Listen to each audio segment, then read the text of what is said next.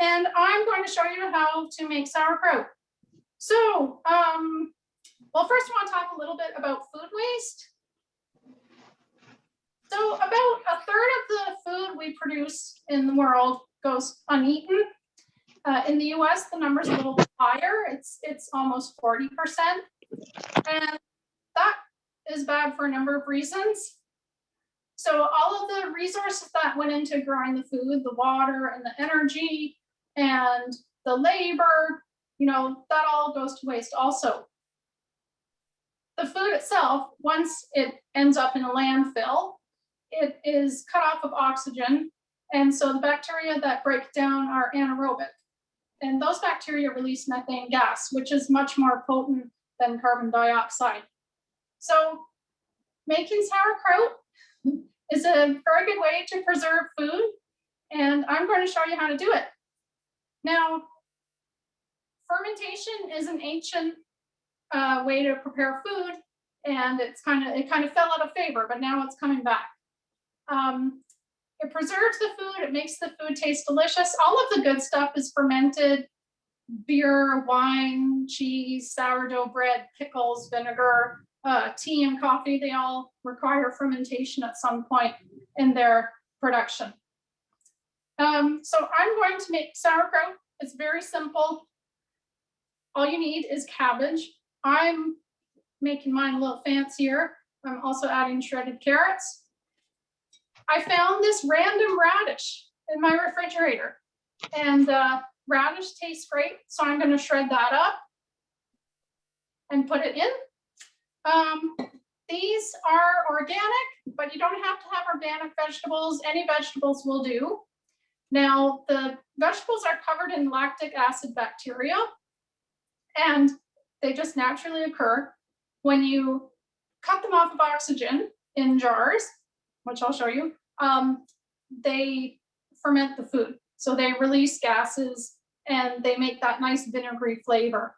And this is different from the sauerkraut you would buy at the grocery store in the center aisles. That stuff is pasteurized in vinegar. This is cultured food, so it's alive. And I'm just going to get to work. So here's my cabbage. Now, before you start, very important. Oh, and this is all on my blog. My blog is zerowastechef.com, and the recipe is on there. And Jessica will put the link in the chat. So you peel off the leaf before you start, and you'll see why later. So I've got my cabbage. Now, I just chop it into kind of big chunks. If you want to shred it, you can do that. You can chop it finely. You can chop it bigger. Is everybody on mute? I'm hearing a little bit. If you're not, can you double check and put yourself on mute if you're not on mute, please? Okay, so here I am chopping. I'm gonna do kind of big chunks. I will give you a better look. So here they're quite big. Actually, that one's a little too big, but that's fine. I bought green cabbage today because that's what was at the store. And you can use red cabbage, you can use Savoy cabbage, Napa cabbage. I make a lot of kimchi with Napa cabbage. It tastes delicious. This is just regular green cabbage.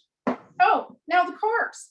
I save, when I prep vegetables, I save all of these little bits, and then I put them in jars in the freezer. When I have enough, I make broth. Usually my little bits, I have more carrots and celery and onion than anything else. You don't want all cabbage in your broth because that'd be kind of like gassy broth. But you know, a few little bits of cabbage mixed in is just fine. So I'm gonna keep chopping. You can add spices to your sauerkraut. I'm just making mine super simple today, just the vegetables and the salt. But you can add caraway seeds, dill seed, celery seed. Okay, so I'm not going to chop the whole thing, so you don't have to, you know, watch me chopping all day. I've chopped some in advance just like our real cooking show. All right, I'm gonna put my cabbage in there. Now I am gonna shred up, so you can also shred vegetables. So I'm gonna shred up, let's see, can you see? This radish, and can you hear me over the shredding? Oh, the whole table's shaking. All right, it's not gonna hear you. I'm in Northern California. It's just shredding it. So I don't bother peeling these. They're organic.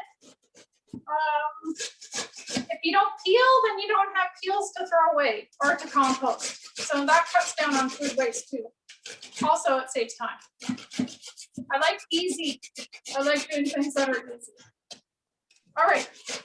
So now I'm going to put my radishes in there, which will give it a really pretty color.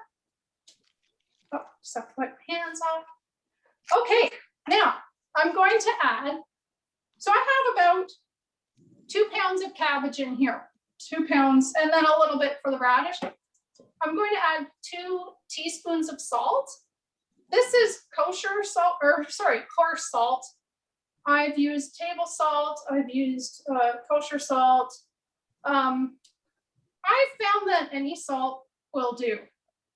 Now, if you look online, you might see other people saying otherwise, but for me, it just any type of salt seems to just be fine. So I'm going to add 2 tablespoons.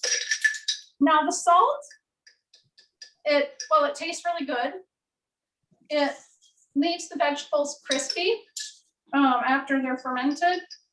It slows down the fermentation, which is good because that means it lengthens the fermentation, or sorry, lengthens the preservation. Because after you fermented the food and you put it in the refrigerator, it will really slow down, but it won't stop. So the food continues to ferment because, as I said, it's alive. The food is living. Okay, so I've added my salt. Now I'm going to stir that up. Just going to use my hand, my clean hand, and mix in the salt. Okay, and then I'm going to crush it. I'm going to take my hands and I'm just going to crush everything.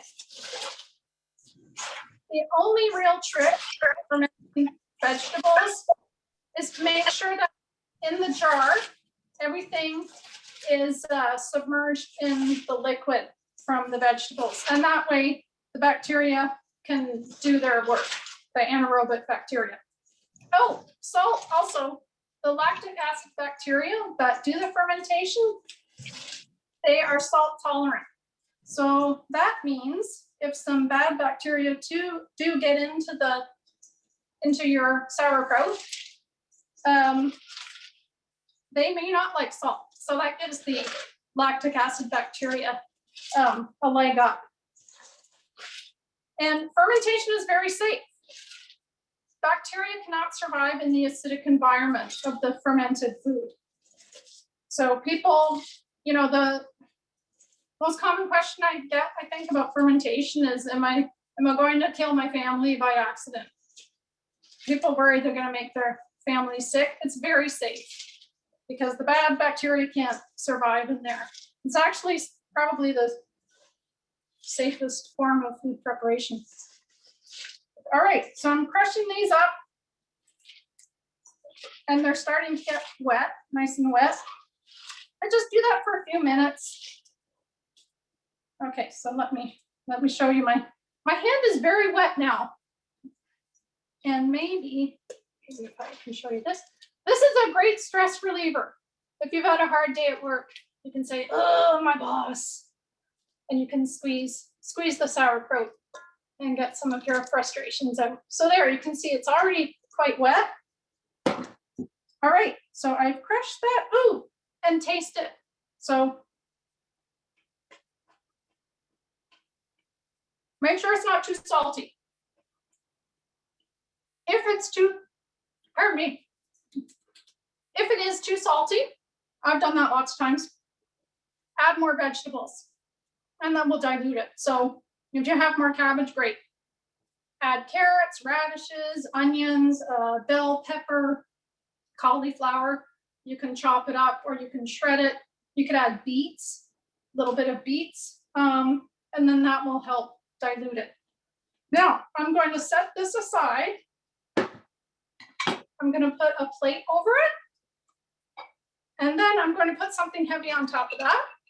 I'm going to put a jug of water. And then I'll cover that with a towel and just let it sit for an hour or two or longer. Like if I do this at night and I'm tired, I just let it sit overnight, as long as it's covered really well.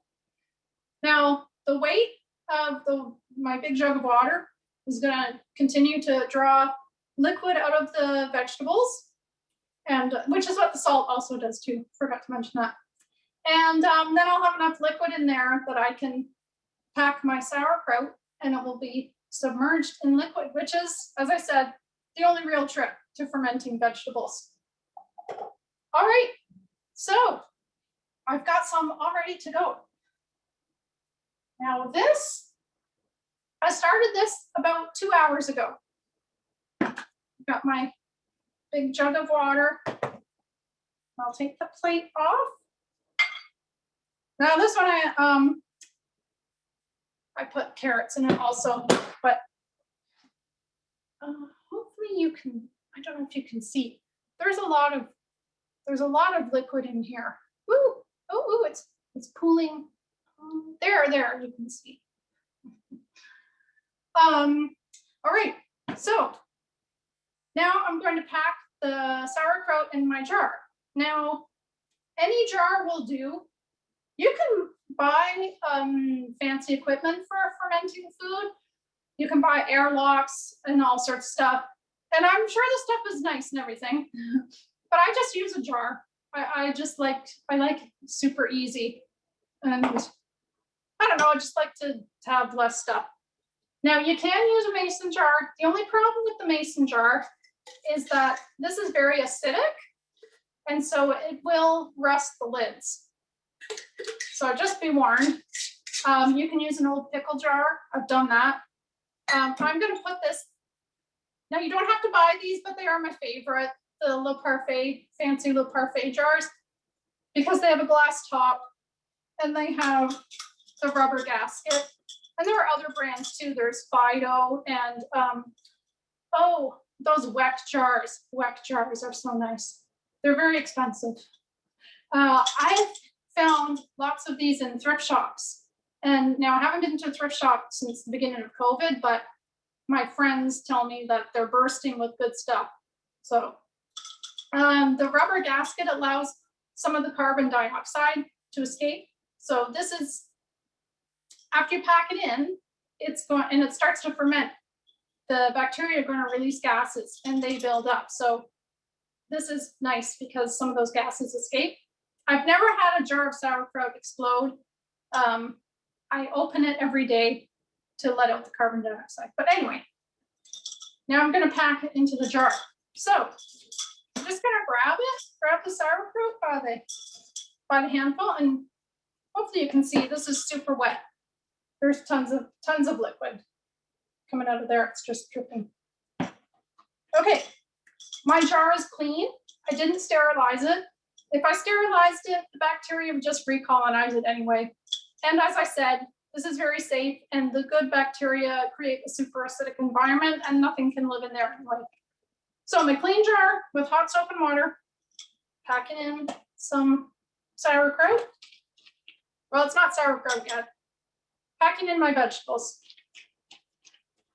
So there we go. I have some in there, and I'm just going to take my hand and push it down. You can buy pounders, wooden pounders, and they look really nice. You can get those. I just use my hand. It does the trick. Gonna add some more vegetables.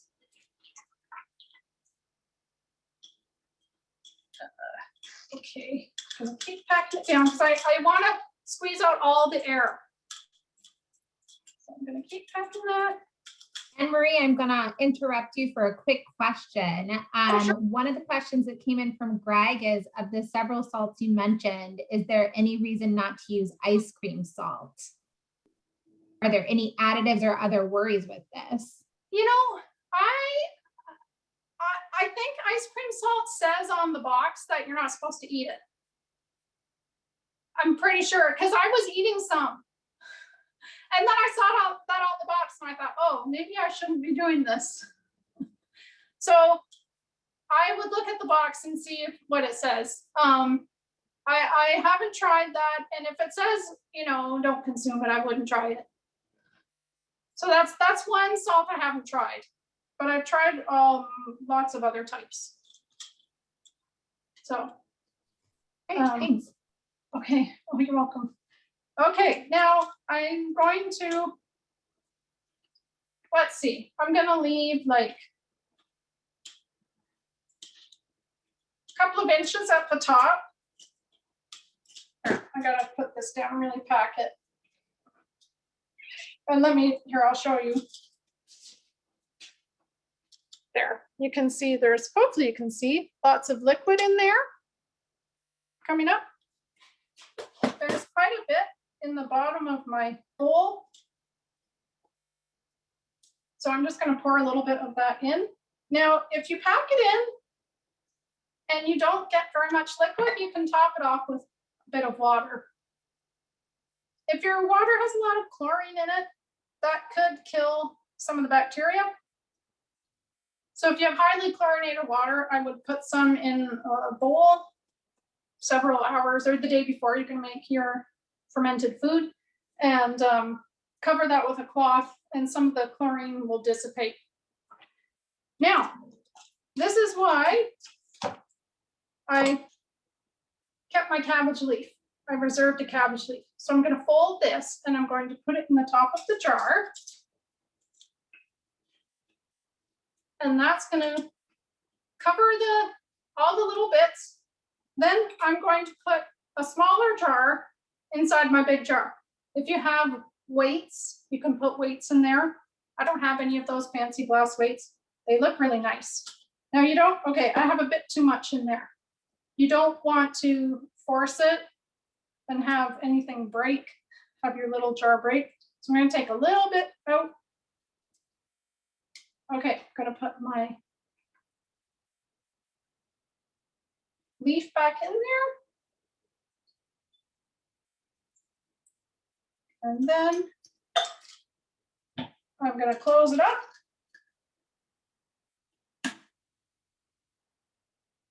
Ooh. Okay, there we go. So there, I'm done. It's really quick, but you have to be patient. But there's my sauerkraut. So now I'm going to set this on a plate on the counter. And it will probably start to bubble because my kitchen is teeming with bacteria. It's probably going to start to bubble maybe even in the middle of the night tonight. So I like to put it on a plate. Although I've left a lot of space, it does expand and it might start to ooze out the top. So I put it on a plate. Now tomorrow I'm going to open it and let out any gas. And I'll do that for 3 days. What day? It's Thursday. So it might be ready Sunday. Yeah, it takes 3 days. And then it will be tangy. It will be filled with live cultures, which are so good for you. Since I started doing this, I started fermenting food. I mean, I had always made yogurt, but I started making sauerkraut, I don't know, 7, 8 years ago. And I try to eat fermented food, a little bit of fermented food every day.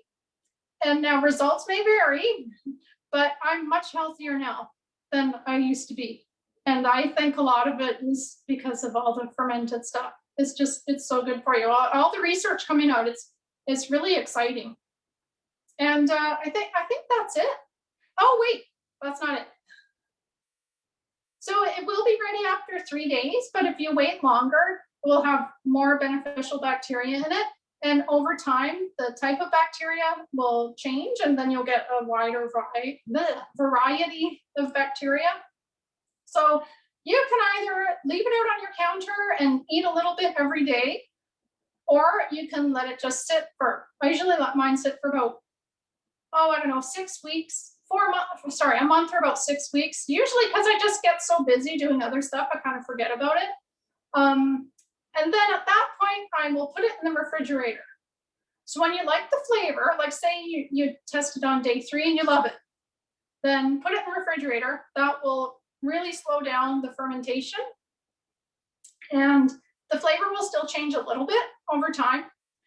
If you want it way more sour, then let it sit out on the counter for longer. Now, when it's really hot here today, I think it's going to cool down tomorrow. It's very hot right now. If it stayed like this, it would ferment quicker. So the great thing about fermentation, well, there are lots of great things. One of the great things about fermentation, it's ready when you like the taste.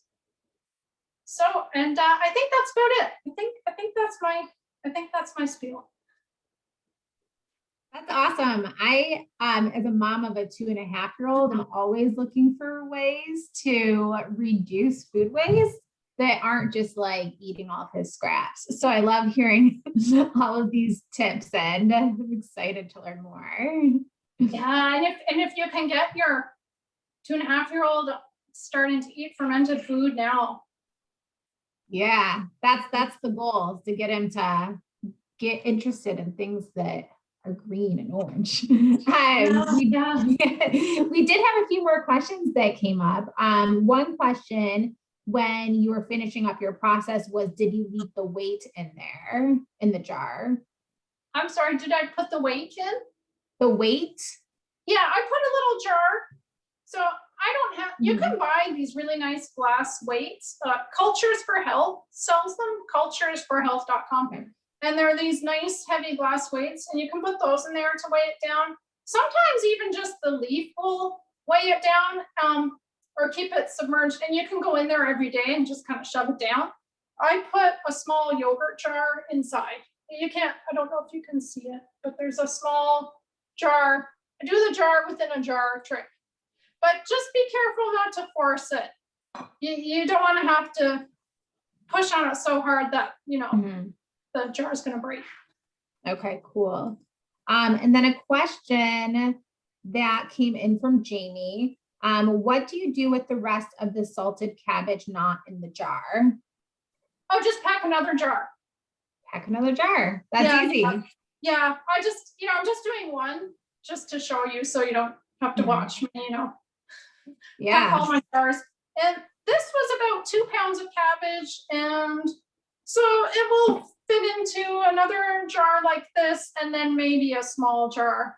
So you get quite a bit. Now, if you bought this at the store, and if you don't want to make it yourself, you can just buy it. It's in the refrigerator section. If you're going to eat sauerkraut, get the cultured stuff because it's really good for you. But if you bought this much, it's around here, it's about $11 or $12. And this is, now let me think how much for my cabbages.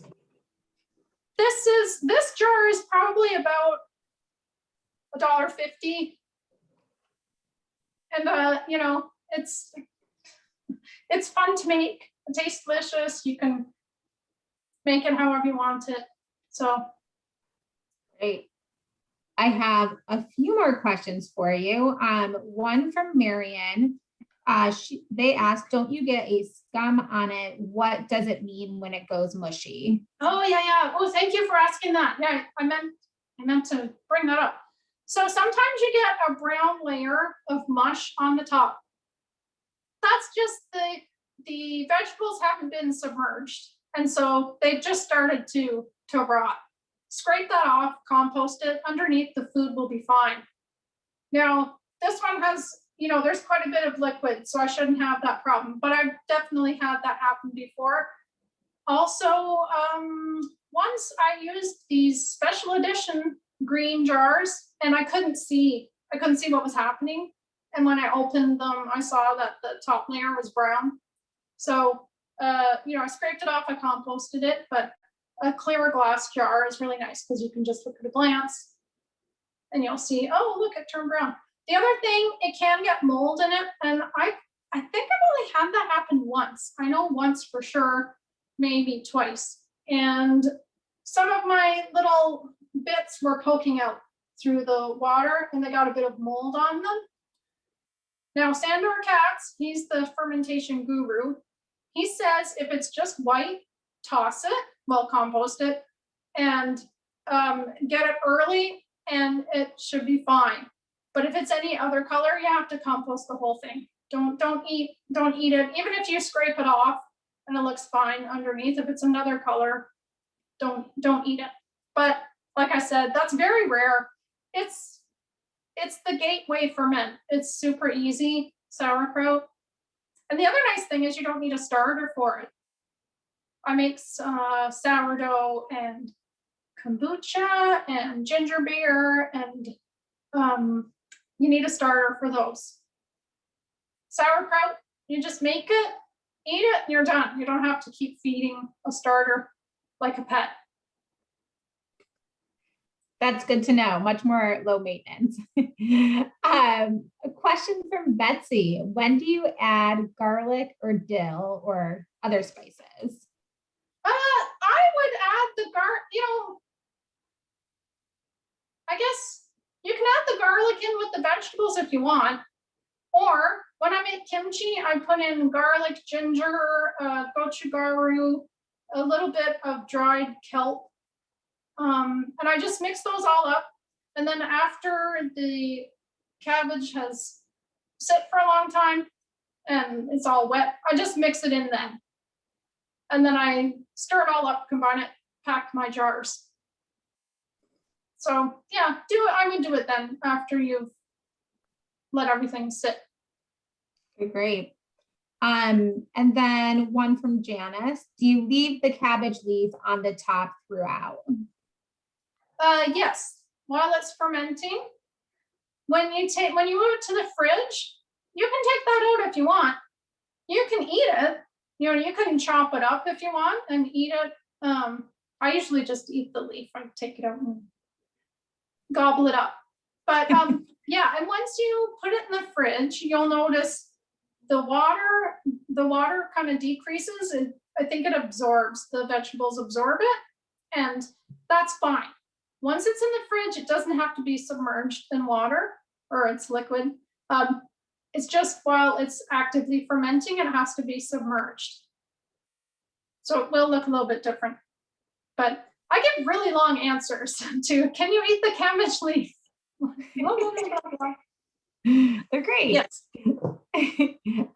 Another one, is this type of sauerkraut similar to the kind one would make with kielbasa? It looks different. Well, the method is probably the same. You chop the vegetables, you salt them, you crush them, and then pack them. Oh, you can do whole vegetables too. So maybe that's what you're talking about. Doing a whole vegetable ferment. When you do that, so I have done that with, I'll make layers. So I'll have cauliflower, not broccoli. Broccoli's a little soft. Anyway, you can do it, but the harder cauliflower.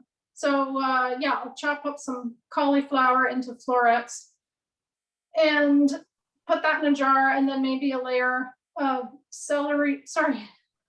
carrots.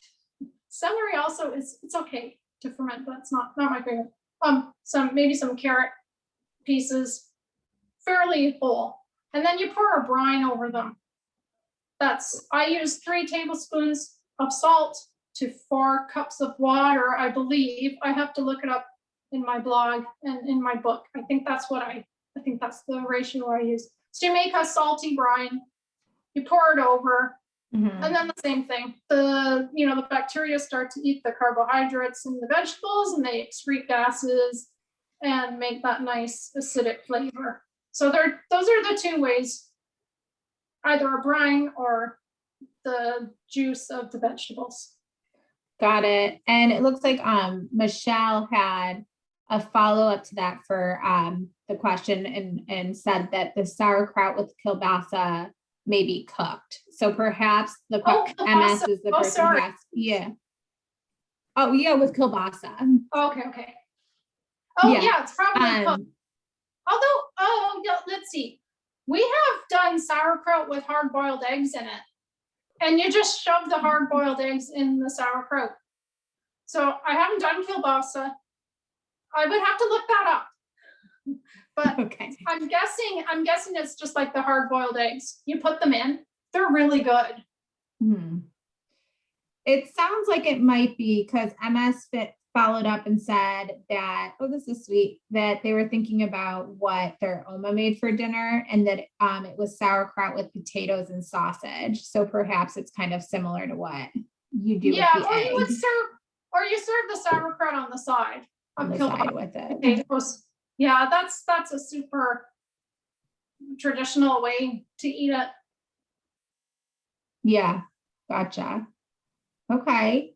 And then a few more questions that have come up. How long can it be kept in the fridge?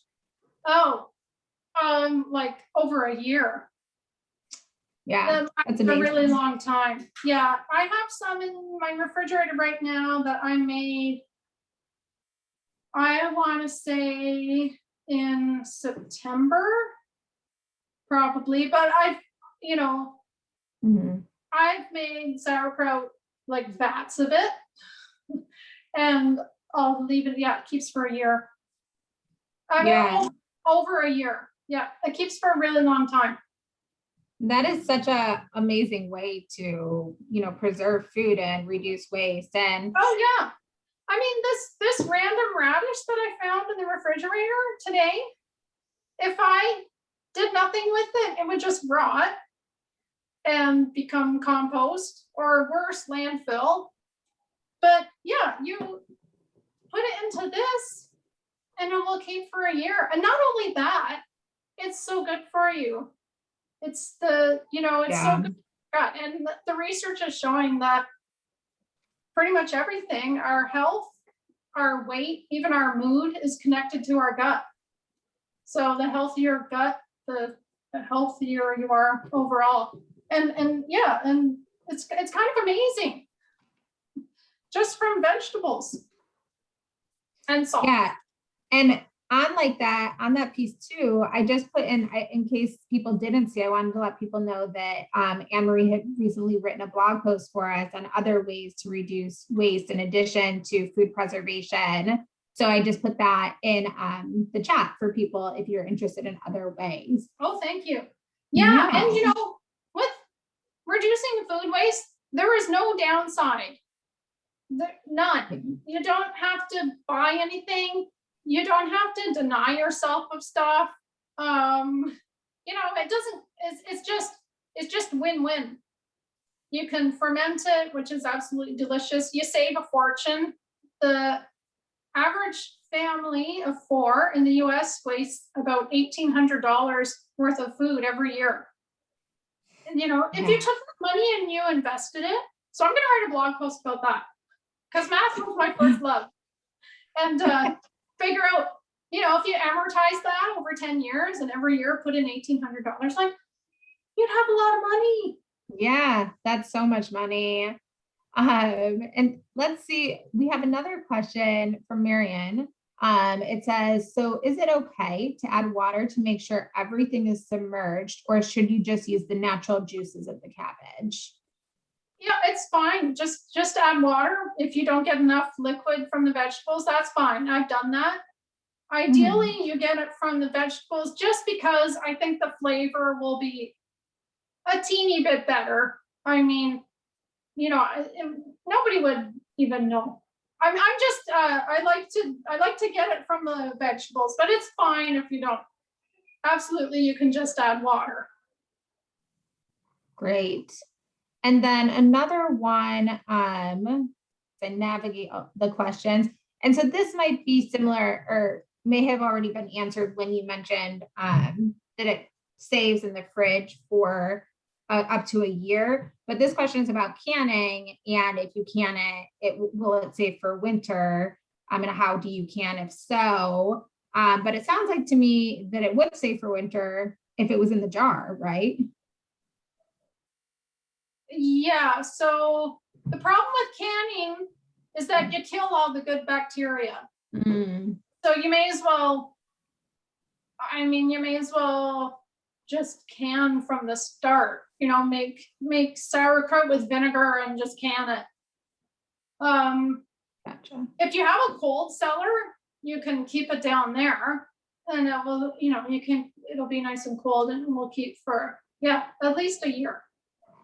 So does that Okay. answer the question, do you think, Jessica? Kathy, if you have a follow-up on that, let us know if that answered your question. I think that does answer the question. And I think that because we now know that you can keep it in the fridge for up to a year, that we know it will stay for winter for that too. Like at least a year. Yeah, the hot temperatures will kill the bacteria, kill the beneficial bacteria. Although sometimes I do cook with it. And there still is, you still do get some sort of benefit out of it. With sourdough bread, even though it's baked, scientists have found that the bacteria does change. That's the bacteria and yeast that's on the bread. So there still is something going on there. But heat essentially kills the bacteria and yeast in general. Got it.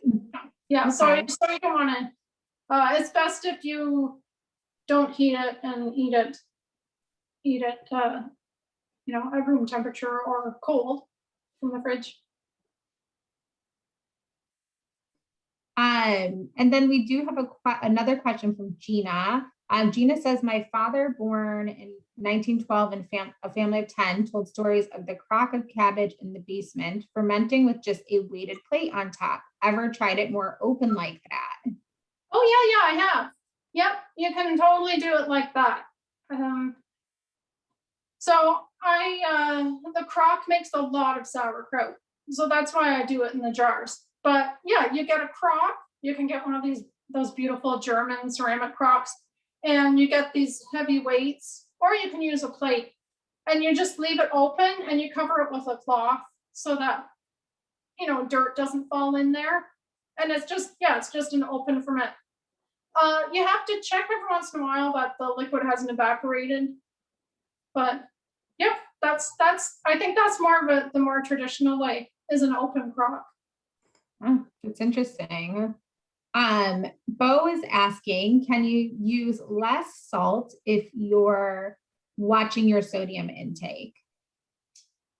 So you can. I have heard that you can do it without salt, or I don't know, there was some debate I read, and I don't know if I believe that, although I haven't tried it. But yeah, try it with less salt. You can. I think it will ferment slow. No, wait. It will ferment faster, I think. I have to look that up because I know there are a lot of people who worry about that. And I know it can be done, but I'm not sure what the exact ratio is. If you don't have enough salt, I don't think it's going to work because the salt also inhibits mold from forming. Salt does a bunch of things. So, and the other thing is, you know, this is a condiment, so you just eat small amounts of it. I mean, you're supposed to. I kind of eat a lot because I love it.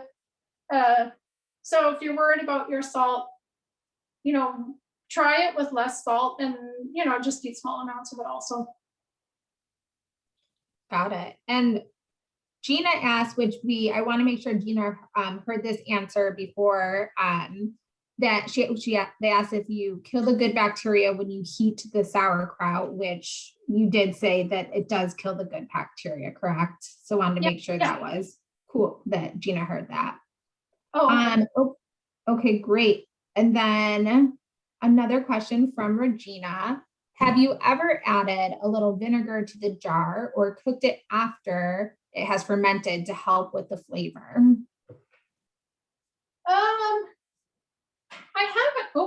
I haven't cooked. I mean, I'll add the brine to stuff for flavor.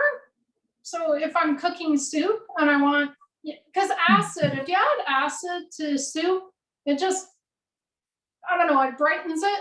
It just tastes so much better if you add a little bit of acid. So I have added sauerkraut juice to soup, and that heats it up and that kills bacteria. But I mean, that's fine. It tastes delicious.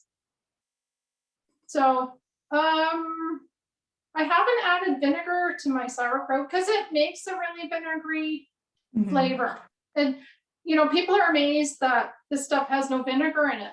They'll ask me like, oh, they'll taste it and say, oh, you put vinegar in it. And I'm like, no, it's amazing. It just comes from the vegetables. This is just cabbage, carrots, and salt. And it gets this really tangy flavor. And also that natural acid, I find it's easier to eat. The stuff you buy at the store, it kind of hurts my teeth. My teeth are sensitive, and this stuff doesn't. Yeah, I always had assumed, before knowing anything about fermentation, that there was vinegar in it from the taste. So that is very interesting to learn that today. Oh, yeah. Yeah. No, a lot of people do. Yeah, a lot of people. Yeah. And then another question from Marion, does the jar have to seal or can you do it in an open crock pot? Yeah, you can do it in an open crock. I don't have it out here, but the crock from my slow cooker, I make fermented salsa in that, which is the same sort of thing. Chop everything up, salt it, and put it in there. Yeah, and then I just cover it with it's kind of like muslin cheesecloth. The holes are too big in the cheesecloth you get at the grocery store. It just has all these holes and things can fall in. But if you get butter muslin, that's like good cheesecloth and it has a tight weave.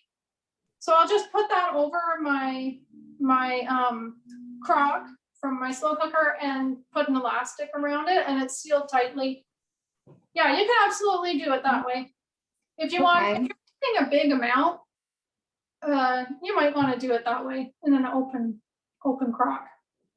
Got it. And then Karen asks, can less salt be used, like 1 tablespoon? So this is kind of similar to what I think the other question without disrupting the flavor process. So just want to make sure Karen heard your answer before about salt too, if you want to. Yeah, so from what I've read, you do have to have a certain amount of salt in it for it to work. And I have heard a claim that you can do it without salt, but I'm not sure how or why that would work. So for 2 pounds of cabbage, I use about 2 teaspoons of salt. Try it with half, and it will still work. That will still work. If you get way down there, I'm not sure what will happen.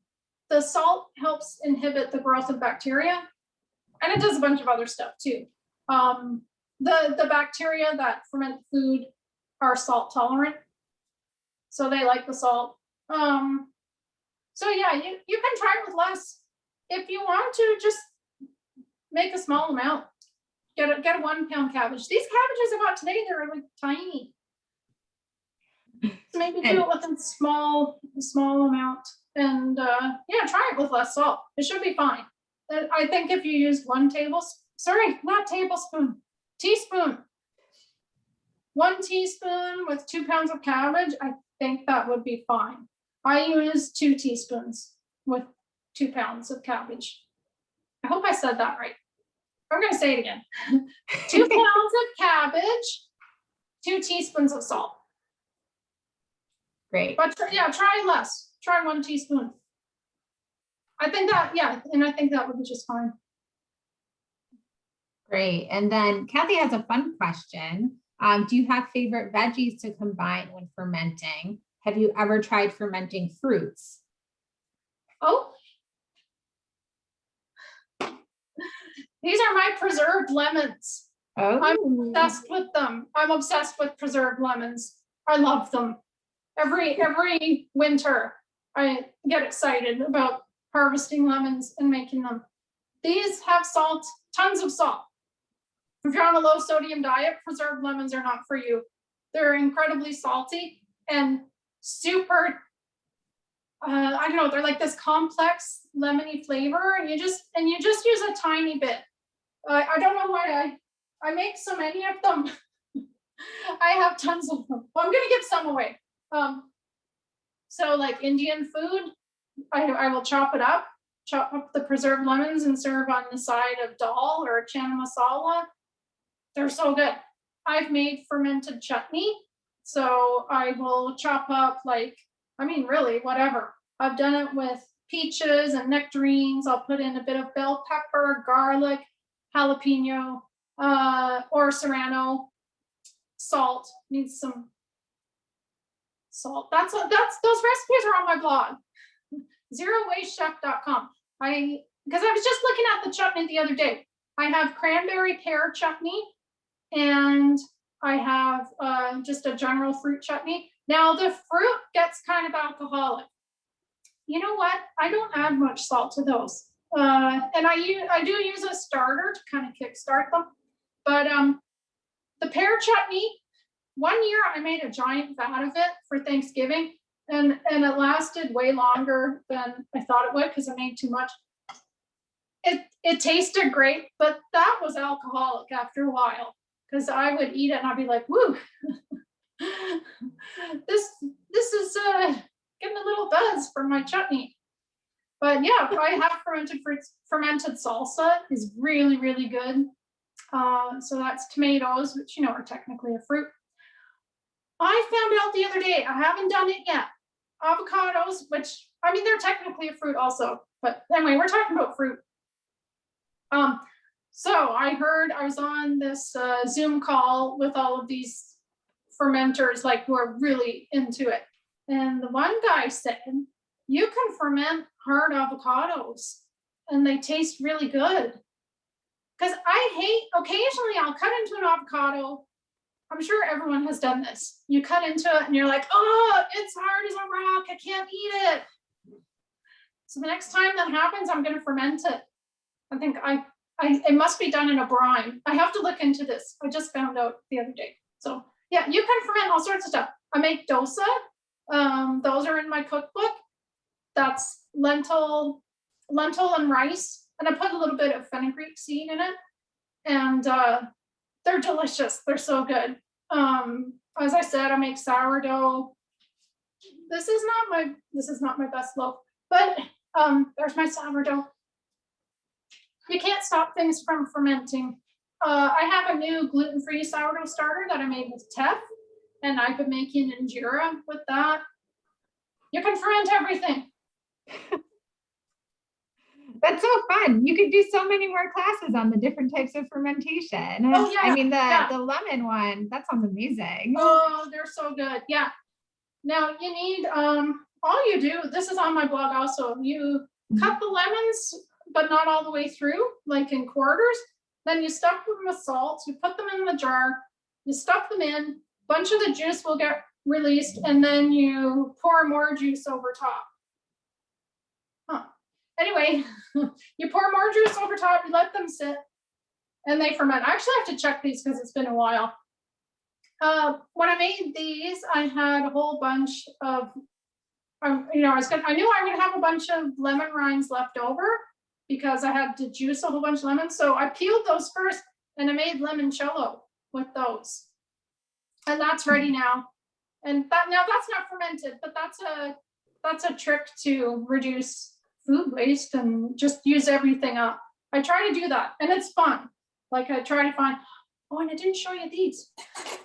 When I chop my vegetables, I save the little ends, and then I put them in water to regrow them. So this is an onion, and then I plant them. And now I don't know what, I planted a whole bunch on the weekend, and I don't know if anything will come of them. This is a turnip top. But the ones that I planted, some of them have flowered. The bunch of turnip tops had flowered, and the watermelon radishes. And so I'm hoping bees will come along and pollinate those, and then I'll get some free seeds.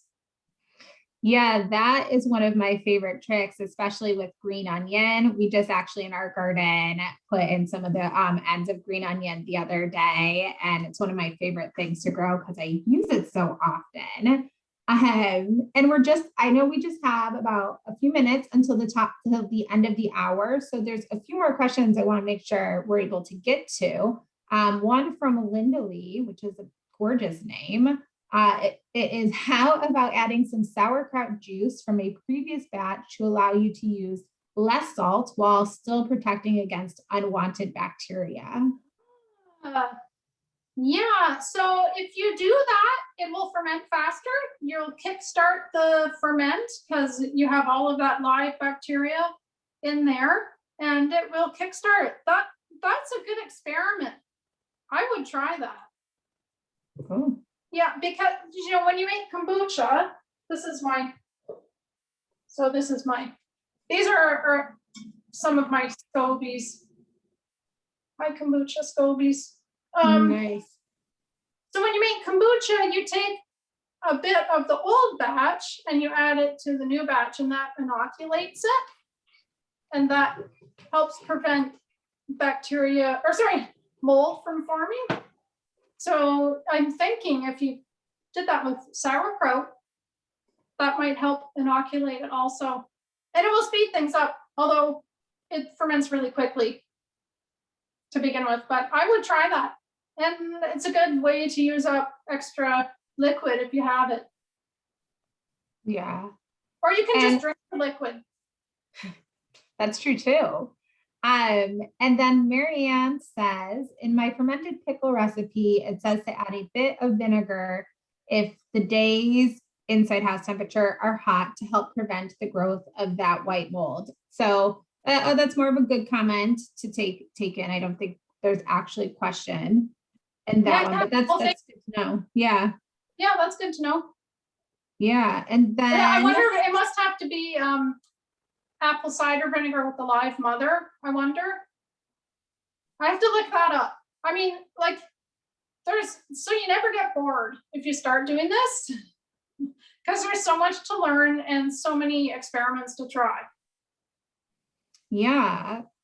And it sounds like there's so much interest and questions on all of these because there are so many options, it looks like. So one of the other questions that came up was about your lemons that you showed earlier. And how long does it take to preserve lemons? And is the process the same? The process is different. You essentially do it in a brine. So it's on my blog. You stuff them with salt, stuff them in a jar, pour lemon juice over top. And I let mine sit for about a month. And I think maybe it's been a month, so I need to check these. They're ready when they've softened. Sometimes mine ferment really quickly, but these ones, I think maybe because until this week, it's been really cold in here and things are fermenting very slowly.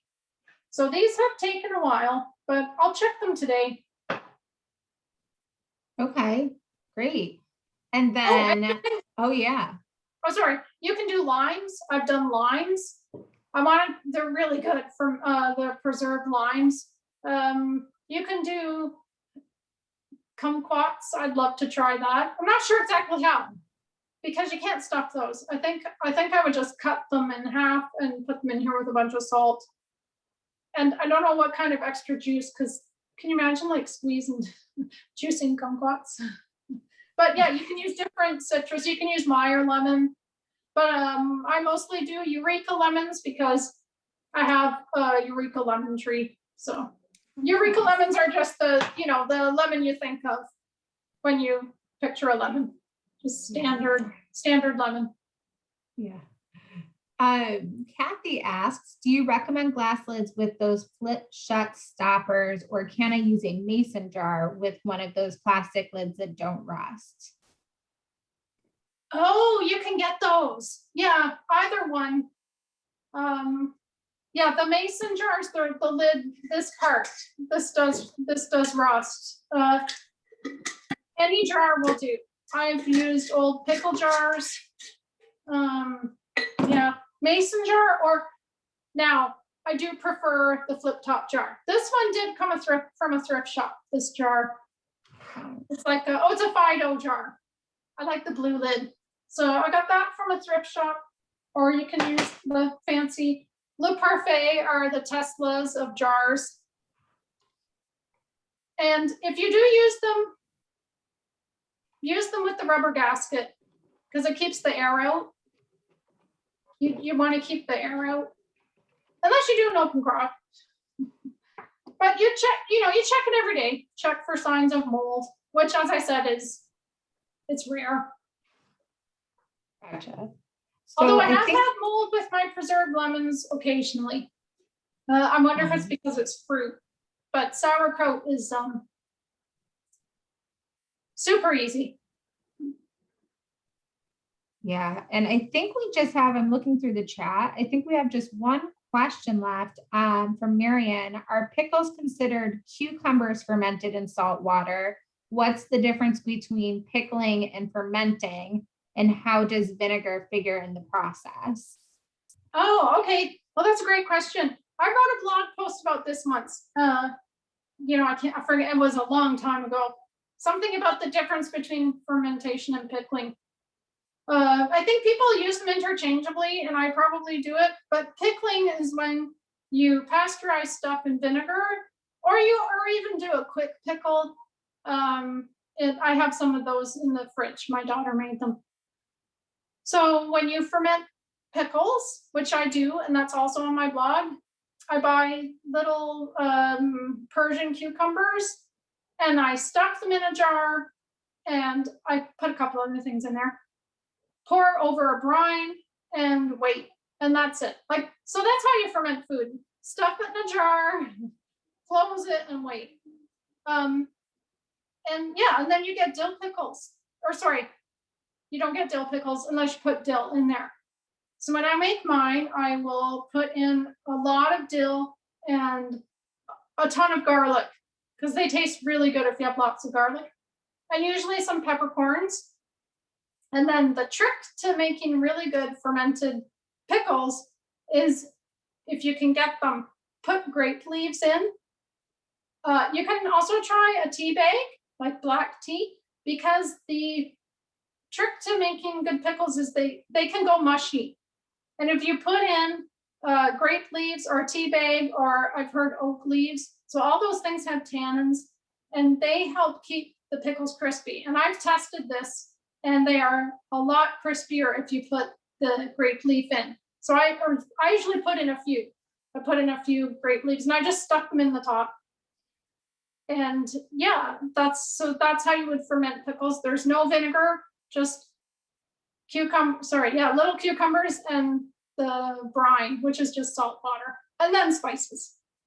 Yeah, the grape leaves, it's a huge difference. If you can't get them, I don't know, try and find a neighbor who has some.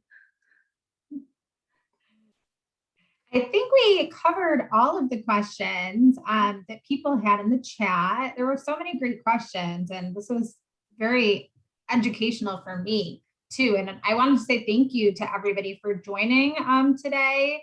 Really excited about Earth Month, and wanted to let people know. I put in the chat a couple of times, but I'm going to drop in some links in here as well.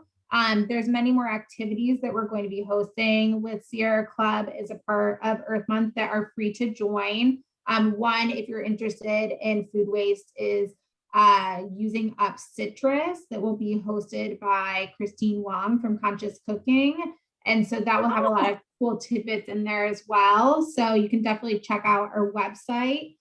This is our biggest fundraiser of the year. And, I think, as many people know on this call, we are in the midst of a climate crisis and a warming planet. And it is pretty urgent that we are taking action to keep that global threshold below 1.5 degrees Celsius. So if you want to read more work about what Sierra Club is doing to curb climate change, I put in the link to Sierra Club where you can read more about that. And we are hoping to raise $150,000 for Earth Month. We've raised $50,000 so far, and you can make a donation, or you can set up a fundraising page. And that great shirt that Anne-Marie is wearing today, you can also get that. It's made by Marine Layer, and it's a $39 donation. So I wanted to let people know. I'm going to put the link in right now. And Anne-Marie, I know some people were asking about your book, which I typed in there, but if you want to show it before we hop, so people can see. This is the US cover. being published in Canada and the US. This is the Canadian cover. I imagine most people on here are in the US. And I have some fermented food. I have at the end of each recipe, I have, oh, they're preserved lemons. I have tips on what to do with the little bits that are left over. Like, it's like a whole system, I think. Yeah, so here at the end of the sourdough zucchini quick bread, I say if you have leftover shredded zucchini, then make the shredded vegetable pancakes on page 172. So I have those at the end of each recipe. I have breakfast and breads. Oh, staples and scraps. Sides, main dishes, and desserts. So there's 75 recipes. About 2/3 are vegan. It's a vegetarian cookbook.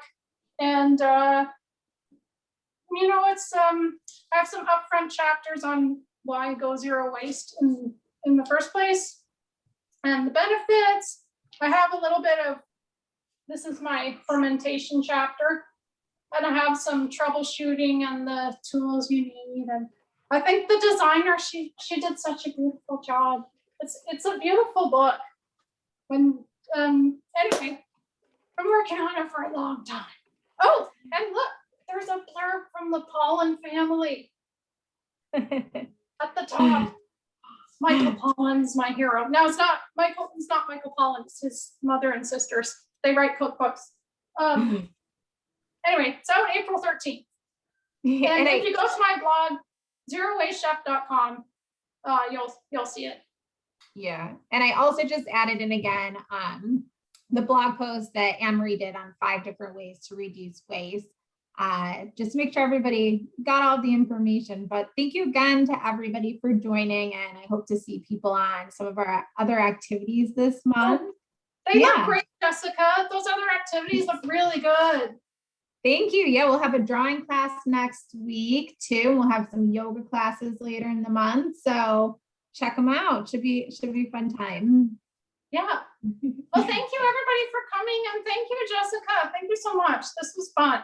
Yeah, thank you. Have a good day, everyone, or evening, wherever you are.